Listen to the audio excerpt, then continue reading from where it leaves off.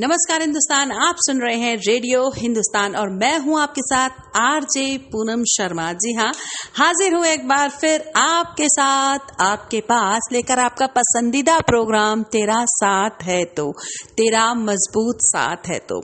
जैसे कि मैंने अभी थोड़ी देर पहले अपने प्रोग्राम में बताया इश्क वाला लव में कि रश्मि दुबे और आलोक दुबे कितने प्यार से अपने जीवन को निर्वाह कर रहे हैं, कैसे रह रहे हैं, उनका पूरा परिवार कितना खुश रहता है। रश्मि की कोई संतान नहीं है, लेकिन फिर भी आलोक उनका परिवार कितना रश्मि को सपोर्ट करता है, कितना उसे प्यार करता है। तो इसी रश्मि दुबे की दूसरी कहानी है जो मैं आपको तेरा साथ है तो मैं बताने जा रही हूँ।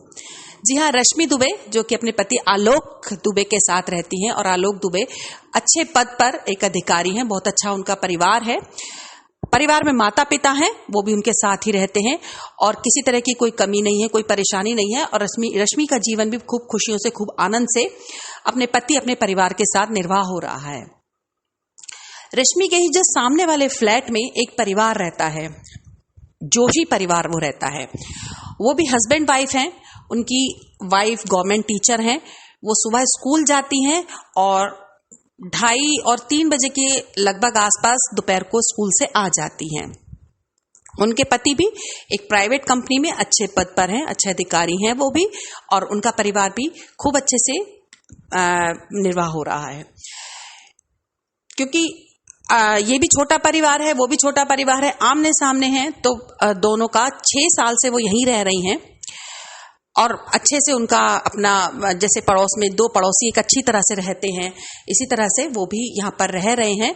जोशी परिवार और ये दुबे परिवार दोनों अच्छे से अपने त्योहारों पर मिलना, अपने जन्मदिन वगैरह पर मिलना, जो 1-2 अच्छे पड़ोसियों का जैसे आना जाना होता है, खूब अच्छे से उनके घरों में भी आना जाना है। जोशी जी की एक छोटी सी बेटी है, अनन्या जोशी। जी हाँ, अनन्या जोशी एक छोटी सी प्यारी सी बच्ची है, बहुत चुलबुली सी प्यारी सी सुंदर सुंदर सी बच्ची है। हमें दिखती रहती है यहाँ से, वो गैलरी में खड़ी होती है, कभी कोई चीज नीचे फेंक देती है, कभी चिल्लाती है, बारिश आती है, बाहर आती है, उसकी मम्मी उसको बाहर अंदर ले जाती है, लेकिन फिर भी वो शैतानी करती रहती है, कभी बॉल नीचे फेंक देती है, कुछ भी। वो बल छोटी सी बच्ची है, प्यारी सी बच्ची है वो। 6 साल से वो परिवार यहीं रह रहा है और हम भी उन्हें देख रहे हैं, बहुत अच्छा परिवार है। रश्मि का और मिसेस जोशी का आपस में बहुत उठना बैठना, क्योंकि हम उम्र से ही हैं, तो उनका बात करना, उनका बैठना उठना बहुत अच्छे से है।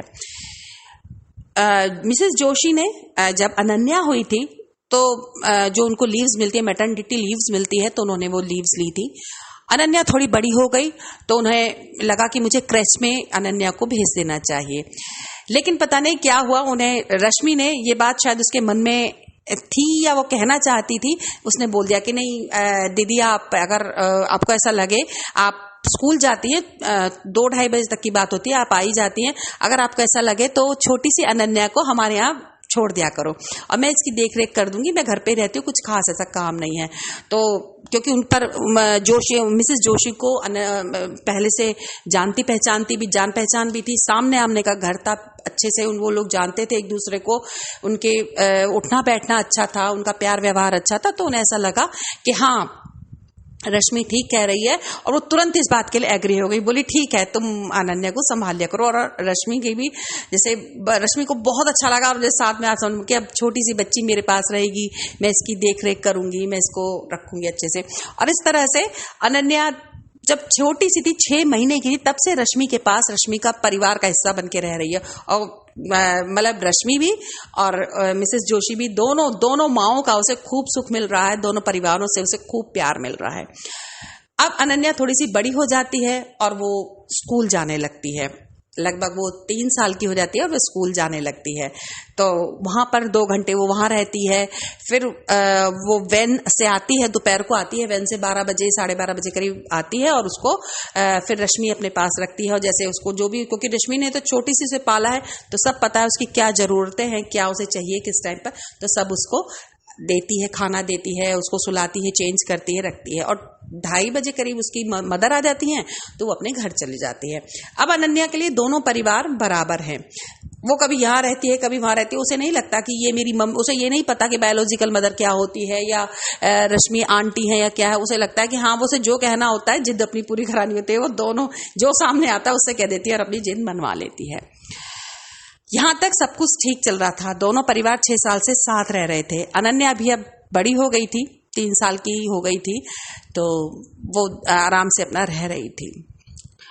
ट्विस्ट क्या आता है अब इस कहानी में, तेरा साथ है तो ये साथ कहाँ थोड़ा सा टूट जाता है, एक कदम पीछे हट जाता है या एक कदम आगे बढ़ जाता है, वो मैं आपको बताना चाहती हूँ। जोशी जी, उनका ट्रांसफर कानपुर में हो जाता है, गाजियाबाद से अब कानपुर में हो जाता है, उनको वहां जाना पड़ता है।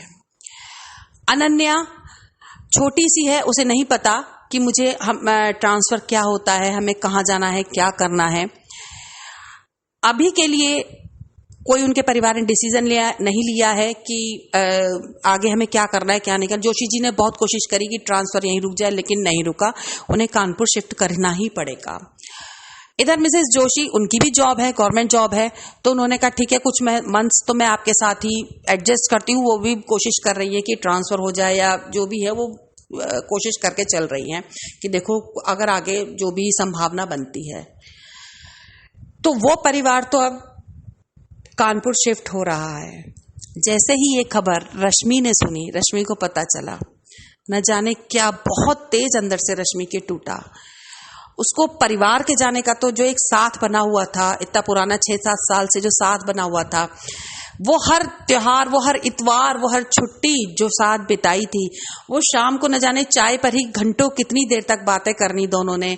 और अनन्या सामने खेलती रहती थी। उसे नहीं पता था कि मेरी सगी माँ, बायोलॉजिकल मदर मेरी कौन सी है, और रश्मि ये मेरी आंटी है, माँ है कि मौसी है, बुआ है, क्या है, उसे नहीं पता। तो उसे बस इतना पता था कि रश्मि आंटी भी उसे खूब प्यार करती है, खूब प्यार करती है, जैसे उसकी अपनी माँ उसे प्यार करती है। रश्मि को वो सुख तो नहीं प्राप्त हुआ जो देवकी को प्राप्त हुआ था, लेकिन रश्मि यशोदा माँ थी, और यशोदा माँ का सौभाग्य है कि उन्होंने भगवान कृष्ण की सभी लीलाएं देखी कि कब वो मिट्टी खा रहे थे, कब वो शैतानी कर रहे थे, कब वो गेंद फेंक देते थे नदी में तो वो घबरा जाती थी, कब वो माखन चोरी कर रहे थे। तो वो सब चीजें रश्मि ने अनन्या के अंदर देखी थी, और कहीं ना कहीं दिल से वो अनन्या की माँ बन चुकी थी। अब जब ये पता चलता है रश्मि को कि वो लोग कानपुर जा रहे हैं, और न जाने इसके बाद अभी 5-6 महीने तो कोई रास्ता ही नहीं है, न जाने इसके बाद वो आएंगे नहीं आएंगे, क्या पता मिसेस जोशी का ट्रांसफर वो भी वहीं हो जाए, वो भी वहीं एडजस्ट कर ले, वहां कैसे रहेंगी, क्या रहेंगी। उन्हें इन चीजों का बहुत दुख, बहुत दर्द हुआ, लेकिन उससे भी ज्यादा दर्द ये हुआ कि अब अनन्या उनको छोड़कर दूर चली जाएगी। और यही हुआ। एक दिन छुट्टी ली उन्होंने, और उन्होंने शिफ्ट करना था, ऑफिस से छुट्टी ली। मिसेस जोशी ने भी एप्लीकेशन डाल दी थी कि अभी वो किसी वजह से पारिवारिक कुछ परेशानी है जिसकी वजह से वो अभी स्कूल ज्वाइन नहीं कर पाएंगी, छुट्टियों पर जा रही हैं, और सारी पैकिंग वगैरह कर रही थी। वो पैकिंग तो कर रही थी, लेकिन रश्मि का मन टूटता जा रहा था। जैसे जैसे वो ब्रीफकेस पैक कर रही थी, रश्मि की यादें, रश्मि का उत्साह भी जैसे वो पैक करके अपने साथ ले जा रही थी। उसे समझ में नहीं आ रहा था रश्मि को, अब क्या करूं, कुछ कर नहीं सकती। अनन्या, प्यारी से अनन्या को वो बार बार गोद में उठाती और बार बार बहाने से कहती कि आप पैकिंग कर लो भाभी, और मैं अनन्या को संभाल लूंगी। वो कोशिश कर रही थी ज्यादा से ज्यादा समय में अब अनन्या के साथ बिता लूं, और वो पूरे 2 दिन अनन्या के साथ ही रही, अनन्या उनके साथ रही। जिस वक्त अनन्या छोड़कर जा रही थी और गाड़ी में बैठ गए थे, वो बाय कर रही थी, अनन्या को ऐसा लग रहा था, छोटी सी अनन्या को भी समझ नहीं था कि वो कहाँ जा रही है, पापा का ट्रांसफर हो गया है या मम्मी छुट्टियों पर ऑन लीव चल रही है, उसे कुछ समझ में नहीं आता। बस इतना पता था कि जब हम गाड़ी में बैठते हैं पापा मम्मी के साथ तो हम कहीं घूमने के लिए जाते हैं। तो अनन्या को अभी यही लग रहा था, और वो बहुत उत्साहित, बहुत खुश थी। रश्मि भरे आंखों से उन्हें गैलरी में से बाय कर रही थी, और अनन्या भी उसे जोर जोर से चिल्ला चिल्ला कर बाय कर रही थी। रश्मि बाय तो कर रही थी, उसकी आंखों से जो झरना बह रहा था अनन्या को देखकर, बार बार दिल कर रहा था कि मैं उसे गले लगा लूं, अभी इससे छीन लूं, अभी इसे मिसेस जोशी की गोद से छीन लूं और अनन्या को अपने पास रख दूं और बोल दूं कि आपको जॉब करनी है, जो भी करना है करे। लेकिन क्योंकि तेरा साथ है तो अनन्या को भी जाना था अपने पापा मम्मी के साथ, वो भी नहीं रह सकती थी। मिसेस जोशी को भी अपने हस्बैंड के साथ जाना था, वो भी नहीं रह सकती थी।